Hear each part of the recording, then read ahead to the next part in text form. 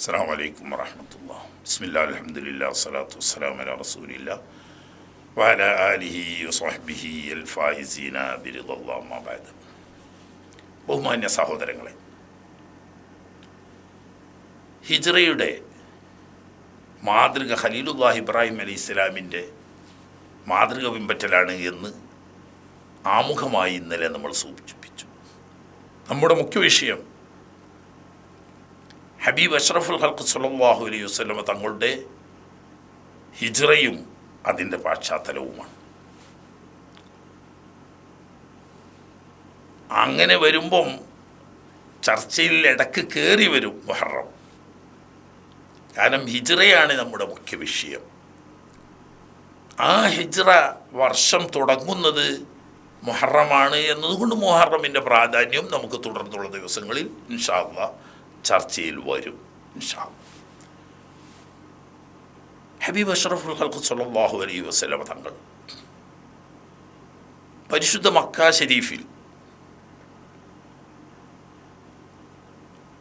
ആനക്കലഹ വർഷം 51 ദിവസം, ഒന്നാം വർഷം 51 ദിവസം മക്കയുടെ രാജസ്ഥാനീയനായിരുന്ന അബ്ദുൽ മുത്തലിബിൻ്റെ പ്രിയപുത്രൻ അബ്ദുള്ള എന്നവരുടെ മകനായി ജന്മം കൊണ്ടു. റബീഉൽ അവ്വൽ മാസം 12 തിങ്കളാഴ്ചയുമായിട്ട്.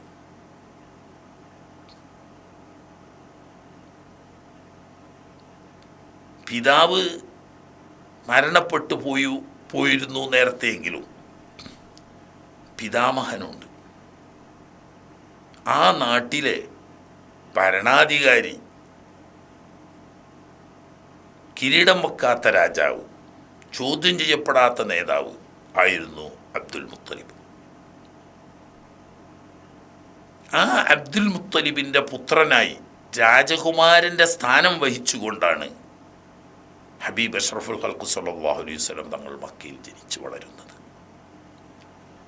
പക്ഷെ പിതാവില്ലാത്ത സങ്കടം നേരത്തെ തന്നെ ജനിച്ചത് മുതൽ തന്നെ അനുഭവപ്പെട്ടു. ജനിക്കുന്നതിന് മുമ്പ് തന്നെ മരണപ്പെട്ടിരുന്നു അദ്ദേഹം.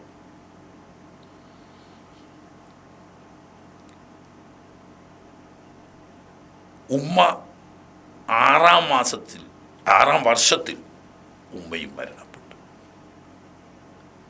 അങ്ങനെ വകതിരിവിൻ്റെ പ്രായമായപ്പോഴേക്ക് ഉമ്മയും ഉപ്പയും നഷ്ടപ്പെട്ട് അനാഥനായി വളർന്ന കുട്ടിയാണ്. പക്ഷേ മക്കയിലെ രാജതുല്യരായ പിതാമഹൻ അബ്ദുൽ മുത്തലിബ് തങ്ങൾ സ്വന്തം മക്കളെക്കാൾ സ്നേഹവാത്സല്യത്തോടു കൂടി അവിടത്തെ കൂടെ കൊണ്ടു നടന്നു. മക്കയിലൊരു സ്വഭാവമുണ്ടായിരുന്നു. അബ്ദുൽ മുത്തലിബ് തലപ്പാവ് ധരിച്ചാൽ സാധാരണക്കാരും തലപ്പാവ് ധരിക്കില്ല. ഒരു ബഹുമാനം, അത്രയും ബഹുമാനമായിരുന്നു. കഅബ ഷരീഫിനെ ചാരി ആ തണലിൽ ഒരു പിരിപ്പ് വിരിക്കും. ആ വിരിപ്പിൽ അബ്ദുൽ മുത്തലിബ് വന്ന് ഇരിക്കുകയല്ലാതെ മറ്റാരും ഇരിക്കില്ല. അത്രയും ബഹുമാനമായിരുന്നു.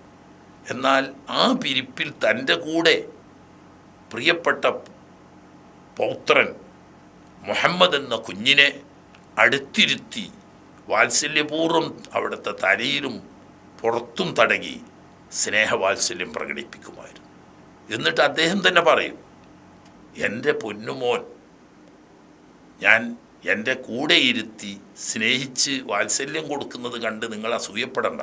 എൻ്റെ മകന് വല്ലാത്തൊരു മഹത്തായ സ്ഥാനം വരാനിരിക്കുന്നു. പക്ഷേ ആ തണലും അധികകാലം നീണ്ടു നിന്നില്ലല്ലോ. 8ാമത്തെ വയസ്സിൽ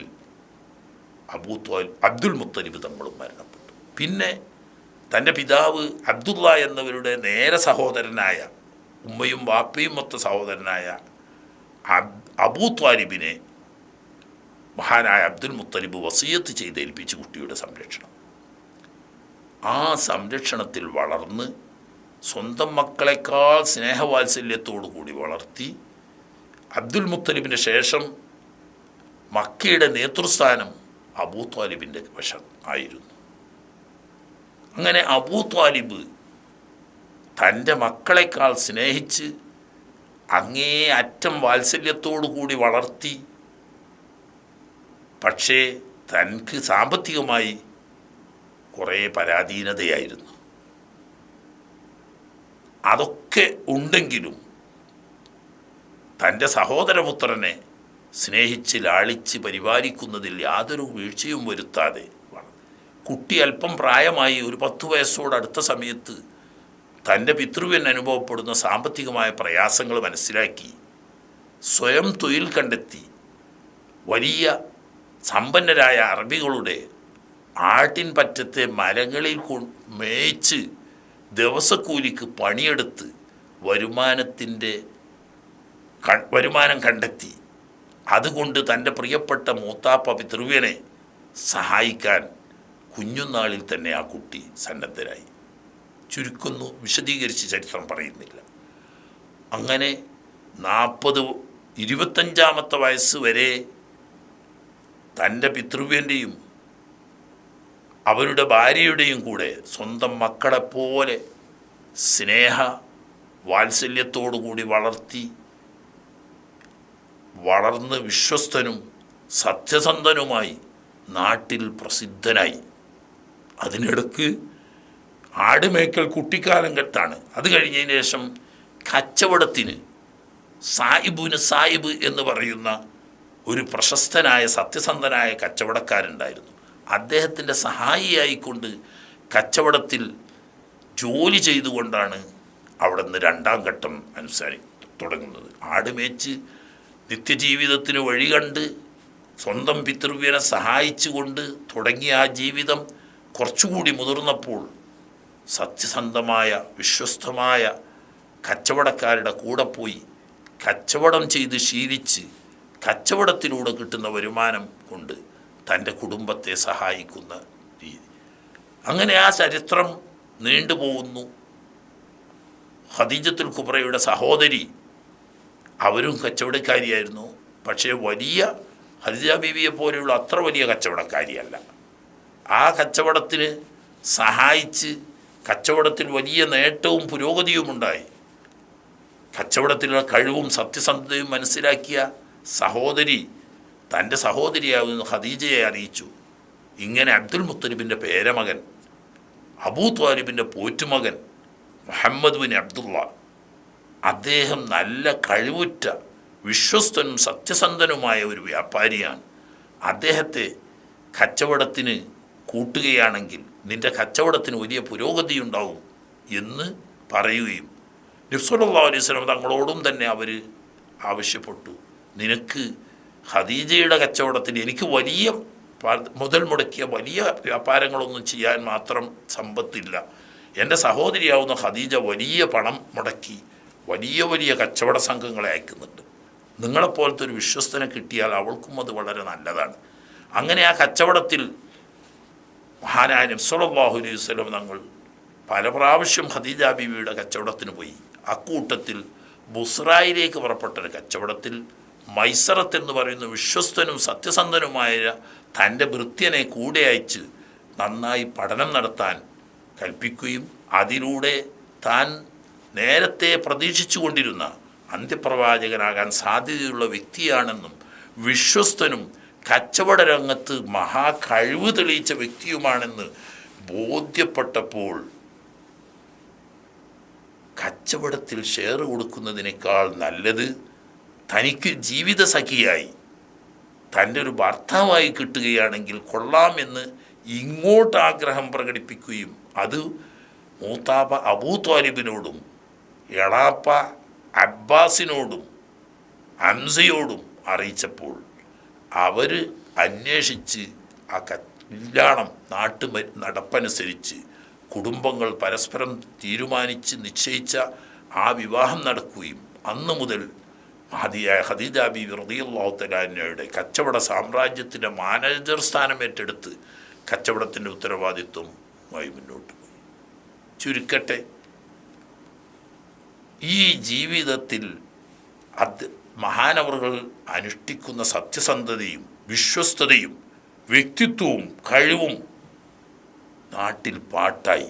എല്ലാവരും, അന്ന് ശത്രു എന്നൊന്നില്ല.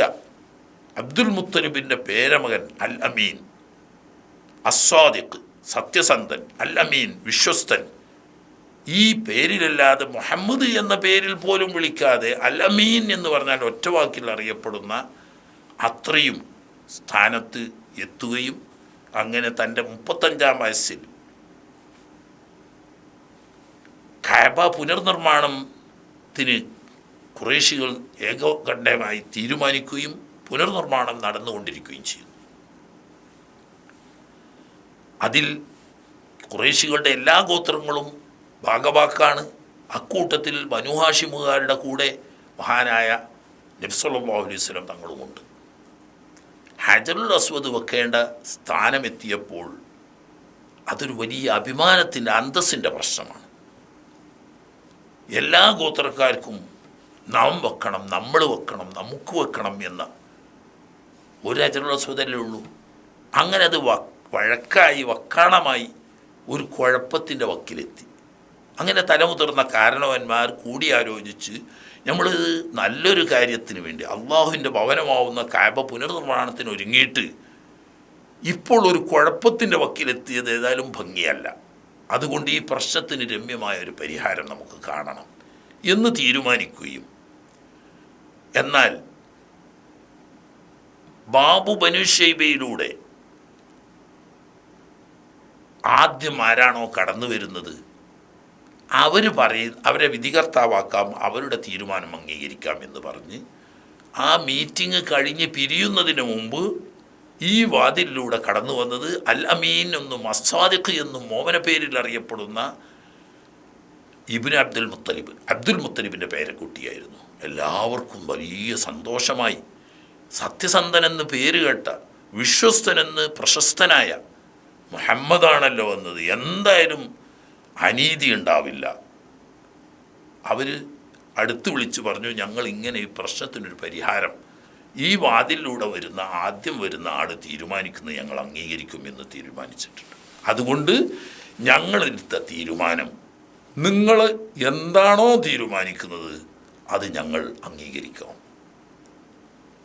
ഉടനെ മഹാനവറുകൾ അവിടുത്തെ പുതച്ചിരുന്ന തട്ടമെടുത്ത് താഴെ വിരിച്ചു.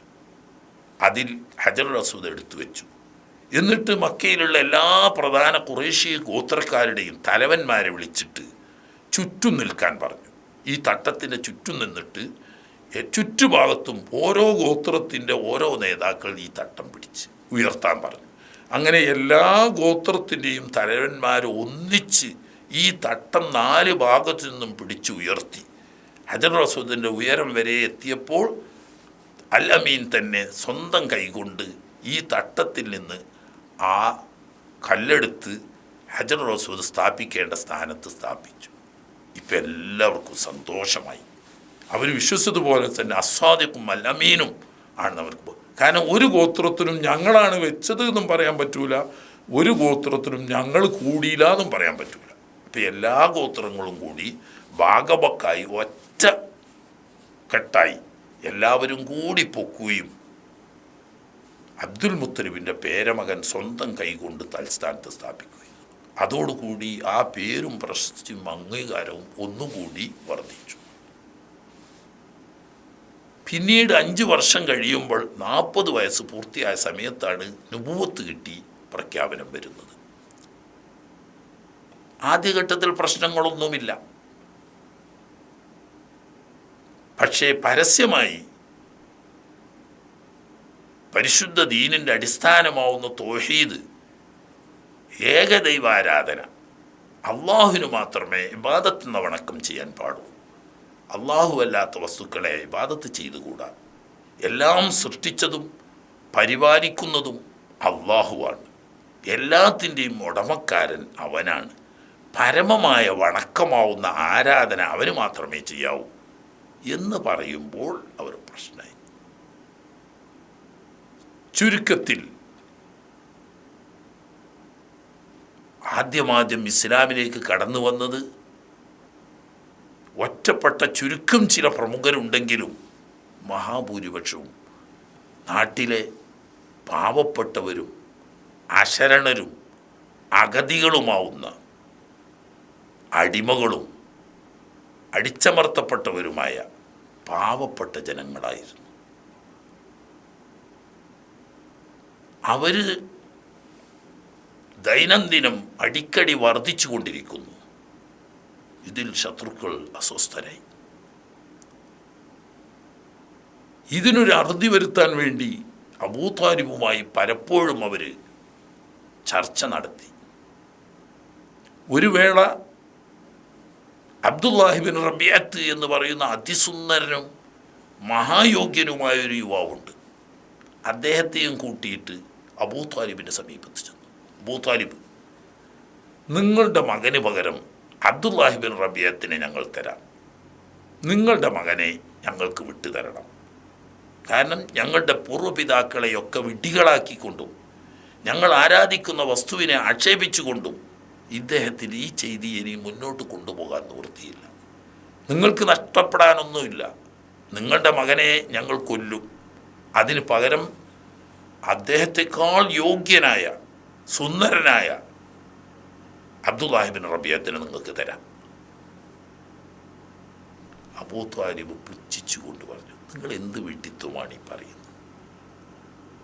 എൻ്റെ മകനെ നിങ്ങൾക്ക് കൊല്ലാൻ വിട്ടു തരിക, എന്നിട്ട് നിങ്ങളുടെ മകനെ ഞാൻ അന്നം കൊടുത്ത് പോറ്റുക, നടക്കില്ല. അത് അദ്ദേഹം ആട്ടിയാറ്റി. അവർ നിരാശരായില്ല. പല നിലക്കുള്ള നീക്കുപോക്കുകൾക്ക് വേണ്ടിയിട്ടും അവർ ശ്രമിച്ചു നോക്കി. അതൊന്നും ഇസ്ലാം കൈവെടിഞ്ഞുകൊണ്ട്, തൗഹീദ് കൈവെടിഞ്ഞുകൊണ്ടുള്ള ഒരു നീക്കത്തിലേക്ക് പോകാൻ സാധ്യമല്ല. നബി തങ്ങൾ വിട്ടുകൊടുത്തില്ല. അവസാനം ഇവർ ഭീഷണിപ്പെടുത്തി. ഖുറൈശികൾ എല്ലാവരും വന്നിട്ട് അബൂ ത്വാലിബിനെ ഭീഷണിപ്പെടുത്തി. നിങ്ങൾ വാർദ്ധക്യത്തിലെത്തി, വയ്യാത്ത കാലമാണ്. ഈ സമയത്ത് നിങ്ങൾ നാട്ടുകാരോട് ഒന്നിച്ച് എതിരിട്ട് നിന്നാൽ നിങ്ങൾ ഒറ്റപ്പെടും. നിങ്ങൾക്കൊരാളും പിന്തുണക്കാനുണ്ടാവില്ല. അതുകൊണ്ട് രണ്ടാലൊന്ന് ചെയ്യണം. ഒന്നിരിക്കൽ നിങ്ങൾ നിങ്ങളുടെ മകനെ നിയന്ത്രിക്കണം. ഞങ്ങളുടെ ആരാധ്യ വസ്തുക്കളെ ആക്ഷേപിക്കുന്നതും ഞങ്ങളുടെ പൂർവ്വപിതാക്കളെ വിഡ്ഢികളാക്കുന്നതും നിർത്തിക്കണം. അതിന് പറ്റില്ലെങ്കിൽ ഞങ്ങളോട് കഴിയുന്ന നിലക്കുള്ള ഉപദ്രവങ്ങൾ ചെയ്യും. നിങ്ങൾക്കത് താങ്ങാൻ കഴിയില്ല. ഈ ഭീഷണി കേട്ട് അവർ കടന്നുപോയി. ഭീഷണി പറഞ്ഞിട്ട് ഉടനെ നബി സല്ലല്ലാഹു അലൈഹി വസല്ലം തങ്ങൾ തൻ്റെ സന്നിധിയിലെത്തി. ആ സമയത്ത് മൂത്താപ്പ അടുത്ത് വിളിച്ചിട്ട് പറഞ്ഞു, മോനെ, എനിക്ക് വയസ്സായി, നിനക്കറിയാമല്ലോ. സാമ്പത്തികമായി പൊതുവേ തന്നെ എനിക്ക് കുറച്ച് ക്ഷീണമുണ്ട്. അതിലേറെ ശാരീരികമായി ഞാൻ അവശനാണ്. വാർദ്ധക്യത്തിലെത്തി.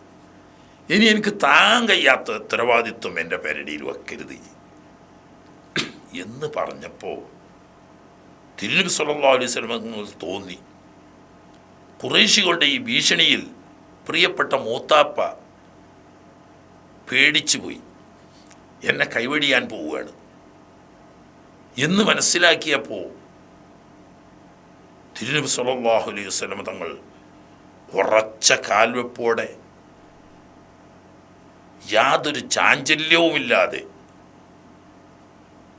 പിന്തിരിഞ്ഞുകൊണ്ട് പറഞ്ഞു, മൂത്താപ്പ, എൻ്റെ വലത് കൈയിൽ സൂര്യനും ഇടത് കൈയിൽ ചന്ദ്രനും വെച്ച് തന്നിട്ട് ഈ തൗഹീദിൻ്റെ സന്ദേശമാവുന്ന പരിശുദ്ധ ദീനുൽ ഇസ്ലാമിൻ്റെ ദഅവത്ത് കൈവെടിയണമെന്ന് പറഞ്ഞാൽ ഇല്ല, ഒരിക്കലും ഞാനത് സ്വീകരിക്കില്ല.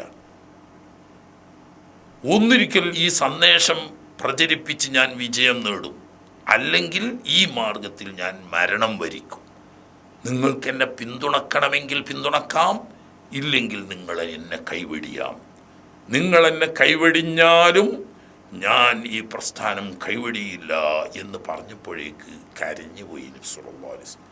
അത്രമാത്രം സ്നേഹവാത്സല്യത്തിലാണ് ആ മൂത്താപ്പ മോനെ വളർത്തുന്നത്. നബി തങ്ങളുടെ കണ്ണുനീര് ഉറ്റുന്നത് കണ്ടപ്പം സഹിക്കാൻ കഴിയാത്ത ആ മൂത്താപ്പ പറഞ്ഞു, മോനെ, നീ ഒന്നുകൊണ്ടും പേടിക്കണ്ട. ഈ മൂത്താപ്പയുടെ തല മണ്ണിൽ വെക്കുന്നത് വരെ, ഈ ശരീരത്തിൽ നിന്ന് ജീവൻ പിരിയുന്നത് വരെ നിന്റെ ദേഹത്ത് ഒരു മണൽ തരി വീഴില്ല. ഞാൻ സംരക്ഷിക്കും. നിനക്ക് ഇഷ്ടമുള്ളത് ചെയ്തു, നിനക്ക് ഇഷ്ടമുള്ളത് പറഞ്ഞോ, ആരും നിന്നെ ഒന്നും ചെയ്യില്ല. ഇങ്ങനെ അബൂ ത്വാലിബിൻ്റെ സംരക്ഷണയിൽ ദീനീ ദഅവത്തിലായി രാപ്പകലില്ലാതെ നബി സല്ലല്ലാഹു അലൈഹി വസല്ലം തങ്ങൾ വ്യാപൃതനായി. ഒരുപാട് പാവപ്പെട്ട സാധുജനങ്ങൾ ഇസ്ലാമിലേക്ക് വന്നു. പക്ഷേ അവരുടെ സഹിക്കവയ്യാത്ത മർദ്ദനത്തിൻ്റെ മുന്നിൽ ആരും വിശ്വാസത്തിൽ പതറിയില്ല. എങ്കിലും മഹദിയായിരിക്കുന്ന സുമയ്യ രക്തസാക്ഷിത്വം വഹിച്ചു. പിന്നീട് ബഹുമാനപ്പെട്ട യാസിർ റളിയല്ലാഹു അൻഹു രക്തസാക്ഷിത്വം വഹിച്ചു. ഇസ്ലാമിൻ്റെ തൗഹീദിൻ്റെ പേരിൽ ഈ ഉമ്മത്തിൽ ആദ്യമായി രക്തസാക്ഷിത്വം വഹിച്ച രക്തസാക്ഷിയാണ് മഹദിയായിരിക്കുന്ന സുമയ്യ റളിയല്ലാഹു തആല അൻഹ. അതിൻ്റെ തൊട്ട് ശേഷം ഇസ്ലാമിന് വേണ്ടി തൗഹീദിനു വേണ്ടി രക്തസാക്ഷിത്വം വഹിച്ച മഹാനാണ് ബഹുമാനപ്പെട്ട യാസിർ റളിയല്ലാഹു അൻഹു. അമ്മാർ റളിയല്ലാഹു തആല അൻഹു എന്ന മകൻ അങ്ങേ അറ്റത്തെ പീഡിപ്പിക്കപ്പെട്ടു എന്നല്ല, ബഹുമാനപ്പെട്ട ഖബ്ബാബ് റളിയല്ലാഹു തആല അൻഹു തീക്കണൽ നിലത്ത് വിരിച്ചിട്ട്, ഒരു മെത്ത പോലെ വിരിച്ചിട്ട് അതിലേക്ക് പിടിച്ച് കിടത്തി ശരീരത്തിൽ നിന്നിട്ട് വെന്ത് നീരും ചോരയും ഒലിച്ച് ആ തീക്കണൽ കെട്ടിട്ട് പുറത്ത് മാംസം കരിഞ്ഞ് എല്ല് പുറത്ത് കാണുമായിരുന്നു.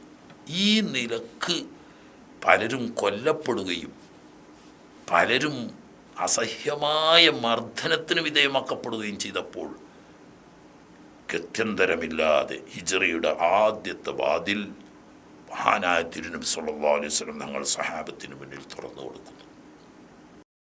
അതാണ് അഷ്റഫുൽ ഖൽഖ് സല്ലല്ലാഹു അലൈഹി വസല്ലം തങ്ങളുടെ ജീവിതത്തിലെ ഒന്നാമത്തെ ഹിജ്റ. അതായത് ബഹുമാനപ്പെട്ട സഹാബാ കിറാമുകളെ വിളിച്ചിട്ട് പറഞ്ഞു, സഹാബുക്കളെ നമ്മുടെ അടുത്ത പ്രദേശമാവുന്ന ഹബിഷ, എത്യോപ്യ എന്ന് നമ്മൾ പറയുന്ന ഹബിഷ എന്ന് പറയുന്ന രാജ്യത്ത്, അവിടെ അസ്ഹമത്തു നജ്ജാഷി എന്ന പേരിൽ ഒരു രാജാവുണ്ട്. അദ്ദേഹം നസ്രാനിയാണ്. ആ നാട്ടുകാരും നസാറാക്കളാണ്. പക്ഷേ ആ രാജാവ് സത്യസന്ധനാണ്, നീതിമാനാണ്. അദ്ദേഹത്തിനെ അരികെ ചെന്ന് അഭയം തേടിയ ഏതൊരാൾക്കും അദ്ദേഹം അഭയം കൊടുക്കും. അഭയാർത്ഥികളെ രണ്ട് കൈയും കാട്ടി സ്വീകരിക്കുന്ന ആളാണ് ഈ നജ്ജാഷി രാജാവ്. മാത്രമല്ല അദ്ദേഹത്തിൻ്റെ അരികെ ഒരാളെയും ആക്രമിക്കപ്പെടില്ല. അദ്ദേഹം അത്രമാത്രം നീതിമാനാണ്. അതുകൊണ്ട് അള്ളാഹു നിങ്ങളുടെ മുന്നിൽ ഒരു വാതിൽ തുറക്കും. ആ തുറക്കപ്പെടുന്നത് വരെ താൽക്കാലികമായി നിങ്ങൾ ഹബിഷയിലേക്ക് പോയിക്കൊള്ളുക. അങ്ങനെ ബഹുമാനപ്പെട്ട ഉസ്മാൻ ബിൻ അഫ്ഫാൻ റളിയല്ലാഹു തആല അൻഹു അവരുടെ ഭാര്യയും നബി സല്ലല്ലാഹു അലൈഹി വസല്ലം തങ്ങളുടെ പുത്രിയുമായ റുഖിയ റളിയല്ലാഹു തആല അൻഹ, അബ്ദുറഹ്മാൻ ബിൻ ഔഫ് റളിയല്ലാഹു തആല അൻഹു, സുബൈർ ബിൻ അവ്വാം റളിയല്ലാഹു തആല അൻഹു, ജഅഫർ ബിൻ അബീ ത്വാലിബ് റളിയല്ലാഹു തആല അൻഹു തുടങ്ങിയ ഏതാനും പുരുഷന്മാരും സ്ത്രീകളും ഹബിഷയിലേക്ക് ഹിജ്റ പോയി. അത് 5-ാം വർഷത്തിൽ ആണ്. അത് കഴിഞ്ഞ് വീണ്ടും 7-ാം വർഷത്തിൽ മറ്റൊരു സംഘവും പോയി. അങ്ങനെ ആകെ 81 ആളുകൾ ഹബിഷയിൽ ചെന്നു. ഹബിഷയിൽ ചെന്ന് ഹജ്ജാജ് രാജാവിൻ്റെ സംരക്ഷണയിൽ അവർക്ക് അള്ളാഹുവിനെ ഇബാദത്ത് ചെയ്യാനും മുസ്ലിമായി ജീവിക്കാനും യാതൊരാളെയും ഭയപ്പെടാതെ സന്തോഷകരമായി ജീവിക്കും. അവർക്ക് ഹബിഷയിൽ എവിടെയും ജീവിക്കാം, എവിടെയും തൊഴിലെടുക്കാം, എവിടെ വെച്ചും നിസ്കരിക്കാം, എവിടെ വെച്ചും ഖുർആൻ പഠിപ്പിക്കാം. ഈ ഒരു സന്തോഷം അവർ അനുഭവിച്ചു കൊണ്ടിരിക്കുമ്പോൾ ഖുറൈശികളുടെ ശത്രുത പകയായി മാറി.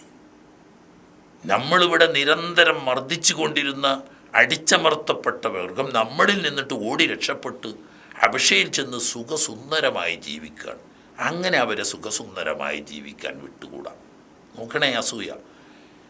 ഓല നാട്ടിൽ അവർക്കെതിരാണെന്ന് പറഞ്ഞിട്ട് അവരെ ആട്ടി ഓടിച്ചു, നാട് വിട്ടു. എന്നാൽ അവരെവിടെയും പോയി എന്തെങ്കിലും ചെയ്തോട്ടെ എന്നൊക്കെയല്ല, അവിടെ സുഖമായി അള്ളാഹുവിനെ ഇബാദത്ത് ചെയ്തുകൊണ്ട് ഏകദൈവ വിശ്വാസികളായി ജീവിക്കുന്നുണ്ട് എന്ന് മനസ്സിലായപ്പോൾ ശത്രുക്കൾക്ക് അത് അസ്വസ്ഥതയുണ്ടാക്കി. എന്ത് വില കൊടുത്തും അവരെ തിരിച്ചു പിടിക്കണം എന്ന നിലക്ക് അംർ ഇബ്നുൽ ആസിയെയും നേരത്തെ പറഞ്ഞ അബ്ദുല്ലാഹി ഇബ്നു റബീഅത്തിനെയും പ്രതിനിധികളായി പറഞ്ഞയച്ചു. അവിടെയുള്ള പാർലമെൻ്റ് അംഗങ്ങൾക്ക് കൈക്കൂലി കൊടുക്കാനുള്ള ഒരുപാട് സമ്മാനങ്ങളും രാജാവിന് കാഴ്ചവെക്കാനുള്ള ഒരുപാട് സമ്മാനങ്ങളും കൊടുത്തയച്ചു. അങ്ങനെ ഇവരാദ്യമായി ചെന്നിട്ട് പാർലമെൻ്റ് അംഗങ്ങളെ, അത് അച്ഛന്മാരൊക്കെയാണ് അധികവും അവിടുത്തെ അംഗങ്ങൾ, അവരെ കണ്ട് അവർക്ക് കൈ നിറയെ കൈക്കൂലി കൊടുത്ത്, ഞങ്ങളിങ്ങനെ മക്കയിൽ നിന്ന് വരുന്ന ഖുറൈശികളാണ്, ഞങ്ങളെ നാട്ടിൽ നിന്ന് ഞങ്ങളെ കൂട്ടത്തിൽപ്പെട്ട കുടുംബത്തിൽപ്പെട്ട ചില ആളുകൾ ഇങ്ങോട്ട് പോന്നിട്ടുണ്ട്, അവർ വിവരമില്ലാത്തവരാണ്, അവർ ഞങ്ങളെ മതവുമല്ല നിങ്ങളെ മതവുമല്ല, നിങ്ങളെ ദീനിൽ വിശ്വസിക്കുന്നില്ല അവർ, എന്നാൽ ഞങ്ങളെ ദീനിലും വിശ്വസിക്കുന്നില്ല. രണ്ടു കൂട്ടർക്കും പരിചയമില്ലാത്തൊരു പുതിയ പ്രസ്ഥാനവുമായിട്ട് നാട്ടിൽ കുഴപ്പമുണ്ടാക്കുന്നവരാ. അങ്ങനെ നിങ്ങളെ നാട്ടിൽ അവർ താമസിച്ചാൽ നിങ്ങളുടെ നാട്ടിലും അവർ കുഴപ്പമുണ്ടാക്കും. അതുകൊണ്ട് ഞങ്ങൾ രാജാവിനോട് നാളെ അപേക്ഷിക്കും, അപ്പോൾ നിങ്ങൾ റെക്കമെൻഡ് ചെയ്യണം, ഓല നാട്ടിൽ തന്നെ പോയിക്കോട്ടെ, അവിടെ കുഴപ്പമോ ശരിയോ എന്തോ വെച്ചാൽ നമ്മുടെ നാട്ടിൽ വന്ന് ഒരു കുഴപ്പമുണ്ടാക്കണം, അതുപോലെ ഉണ്ട് അവരെ നമ്മളെ നാട്ടിൽ നിന്ന് വിട്ടുകൊടുക്കണം എന്ന് നിങ്ങളൊരു അപേക്ഷ വെക്കണം. അങ്ങനെ അവരൊക്കെ ചട്ടം കെട്ടി പിറ്റേ ദിവസം രാജാവിൻ്റെ ഹദ്റത്തിൽ ഈ രണ്ട് പ്രതിനിധികൾ ചെന്ന് വിഷയം പറഞ്ഞു. മഹാരാജാവേ, ഞങ്ങളുടെ നാട്ടിൽ ഞങ്ങളെ ബന്ധുക്കളാണവർ, ഞങ്ങളുടെ എളാപ്പാരെ മക്കൾ, മൂത്താപ്പാരെ മക്കൾ, ഞങ്ങളെ സഹോദരന്മാരെ മക്കൾ, സഹോദരികളുടെ മക്കൾ ഒക്കെയാണ്, പുറമക്കാരല്ല. പക്ഷേ അവർ ഞങ്ങളെ മതം വിട്ട് മറ്റൊരു പുതിയ മതത്തിലെ ആളുകളാണ്. എന്നാൽ നിങ്ങളെ മതത്തിലോട്ട് അവർ പ്രവേശിച്ചിട്ടുമില്ല. നിങ്ങളെ കൂട്ടത്തിലുമല്ല ഞങ്ങളുടെ കൂട്ടത്തിലും അല്ലാത്ത ഇവരെ മര്യാദ പഠിപ്പിക്കാനും അവരെ നീതിക്ക് ചൂവിന് കൊണ്ടടക്കാനും ബന്ധുക്കളായ ഞങ്ങളാണ് അർഹതപ്പെട്ടത്. അതുകൊണ്ട് അവരെ ഞങ്ങൾക്ക് തരണം. ഈ അപേക്ഷ വെച്ചപ്പോൾ ചുറ്റുമുണ്ടായിരുന്ന രാജാവിൻ്റെ കാര്യാലോചനാ സമിതി മെമ്പർമാർ പറഞ്ഞു, മഹാരാജാവേ, അവർ പറഞ്ഞത് ശരിയാണ്, അവരും അവരെ നാട്ടുകാരും തമ്മിൽ നോക്കട്ടെ, നമ്മുടെ നാട്ടിൽ വന്ന് ഇങ്ങനെ പ്രശ്നം ഉണ്ടാക്കണം, അതുകൊണ്ട് അവരെ വിട്ടുകൊടുക്കണം. പക്ഷേ നീതിമാനാണെന്ന് നബി തങ്ങൾ നേരത്തെ സർട്ടിഫൈ ചെയ്ത രാജാവാണ്.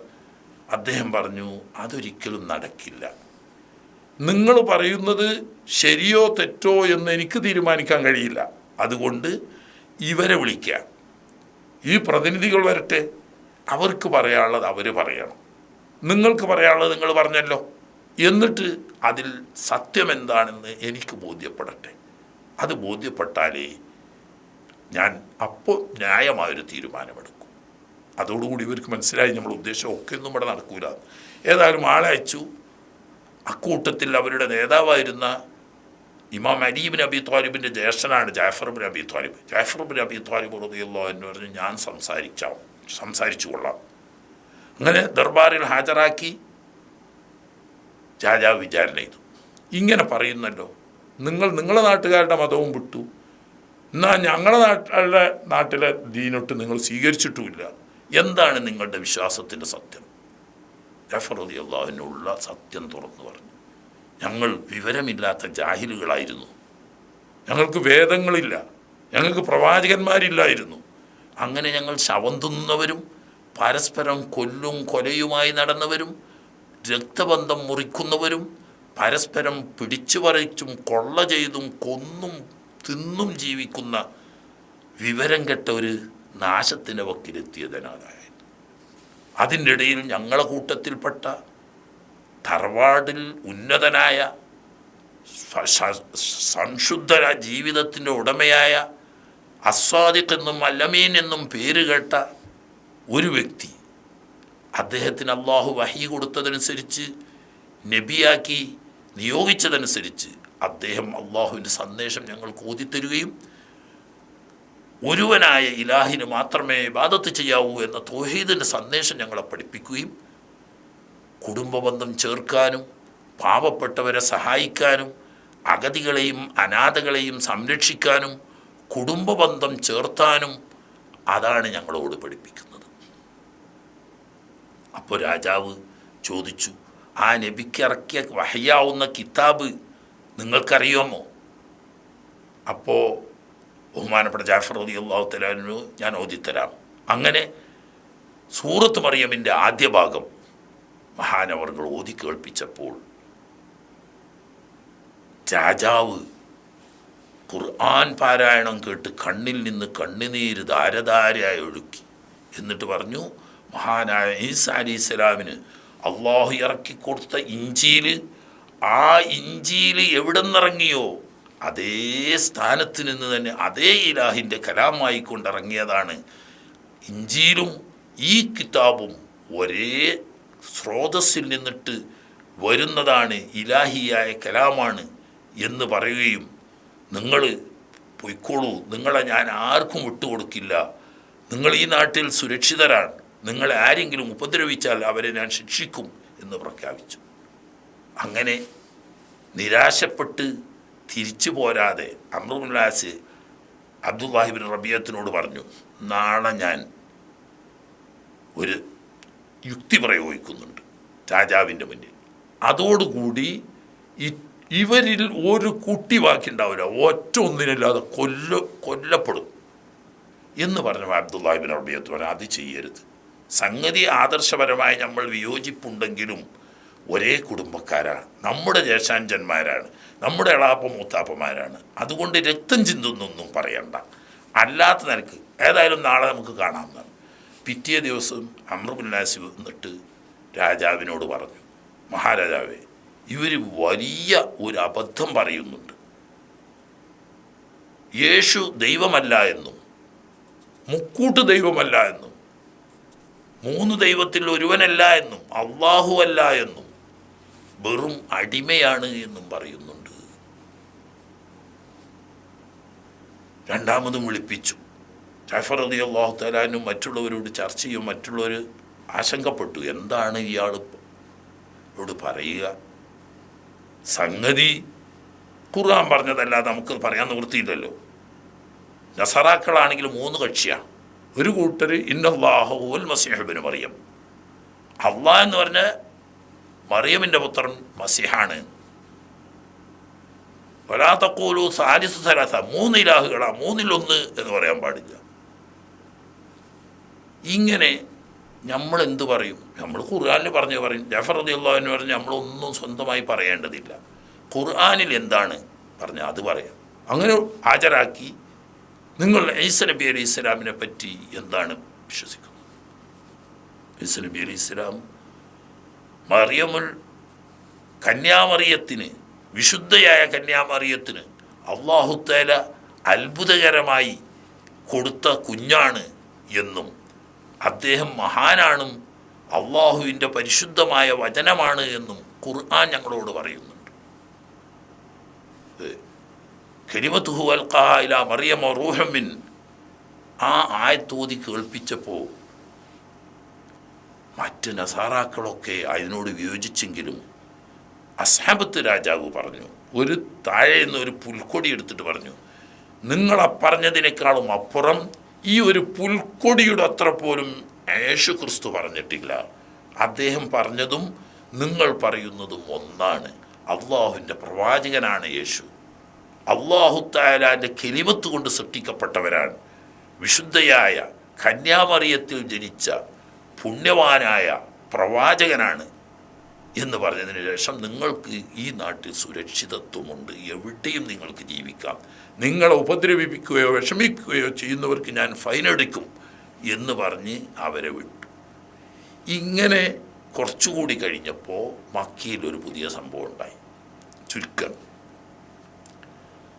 മക്കയിൽ മഹാനായ ഹബീബ് സല്ലല്ലാഹു അലൈഹി വസല്ലം തങ്ങൾ ഖുറൈശികളെല്ലാം കൂടിയിരിക്കുന്ന സ്ഥലത്ത് മസ്ജിദുൽ ഹറാമിൽ വെച്ച് സൂറത്ത് വന്നജ്മി ഓതി. ലോകത്ത് അള്ളാഹുവിൻ്റെ പടപ്പുകളിൽ ഏറ്റവും വശ്യസുന്ദരമായ ശബ്ദത്തിൻ്റെ ഉടമയാവുന്ന അഷ്റഫുൽ ഖൽഖ് സല്ലല്ലാഹു അലൈഹി വസല്ലം തങ്ങൾ ശ്രവണമധുരമായ അവിടുത്തെ ആ പാരായണം കേട്ടപ്പോൾ, അപ്പോൾ മസ്ജിദുൽ ഹറാമിലുണ്ടായിരുന്ന ഖുറൈശികളെല്ലാം അമ്പരന്ന് അത്ഭുതപ്പെട്ടു. മറ്റൊരു കേൾക്കാതിരിക്കലില്ല. വന്നജ്മി സൂറത്തിൻ്റെ തുടക്കം മുതൽ അവസാനം വരെ ഓത്തിലങ്ങോട്ട് ലയിച്ചിട്ട്, ചില ഫുട്ബോൾ കളി കാണാൻ പോയിരുന്നാൽ കാഴ്ചക്കാരുണ്ട് ലയിച്ചിട്ട് മുന്നിലിരിക്കുന്നവൻ്റെ തലക്ക് ബേക്കെന്ന് അറിയാതെ തട്ടിപ്പോകുന്നു എന്നതുപോലെ ഈ ഖിറാഅത്തിൻ്റെ വശ്യമധുരമായ പാരായണത്തിൽ ലയിച്ച് അവസാനത്തെ ആയത്തിൽ ഉസ്ജുദൂ ലില്ലാഹി വഅബ്ദൂ, അള്ളാഹുവിന് മാത്രം ഇബാദത്ത് ചെയ്യുകയും അവന് നിങ്ങൾ സുജൂദ് ചെയ്യുകയും ചെയ്യുവീൻ എന്ന ആയത്തെത്തിയപ്പോൾ അതിൽ ലയിച്ചു നിൽക്കുന്ന ഈ ഖുറൈശികളുടെ മുന്നിൽ നബി തങ്ങൾ സുജൂദ് ചെയ്തു. സുജൂദ് ചെയ്തപ്പോൾ അവരറിയാതെ അവരും സുജൂദ് ചെയ്തു. അങ്ങനെ ആ മജ്ലിസിലുണ്ടായിരുന്ന എല്ലാവരും സുജൂദ് ചെയ്തു. ഇത് പുറത്ത് കിംവദന്തി വരുത്തി. ഖുറൈശികളെല്ലാം ഇസ്ലാം മതം സ്വീകരിച്ചു. സുജൂദ് ചെയ്തതെന്നുള്ളത് സത്യമാണ്. അതവർ മനഃപൂർവ്വം ചെയ്തതല്ല, അങ്ങനെ ലയിച്ച് വന്നു പോയതാണ്. എന്നാൽ ഈ വാർത്ത ഹബ്ശായിലുമെത്തി. അങ്ങനെ അവർ മനസ്സിലാക്കി, ഇനി എന്തിനാ നമ്മൾ വിടക്കണ്? നാട്ടിലെല്ലാവരും മുസ്ലിമായി. കഅബ ഷരീഫിൻ്റെ അരികെ ദിവസവും പോയിട്ട് തവാഫ് ചെയ്യാമല്ലോ, കഅബ ഷരീഫിൻ്റെ സമീപത്ത് വെച്ച് നിസ്കരിക്കാമല്ലോ, നബി സല്ലല്ലാഹു അലൈഹി വസല്ലം തങ്ങളുടെ കൂടെ ജീവിക്കാമല്ലോ എന്ന് മനസ്സിലാക്കി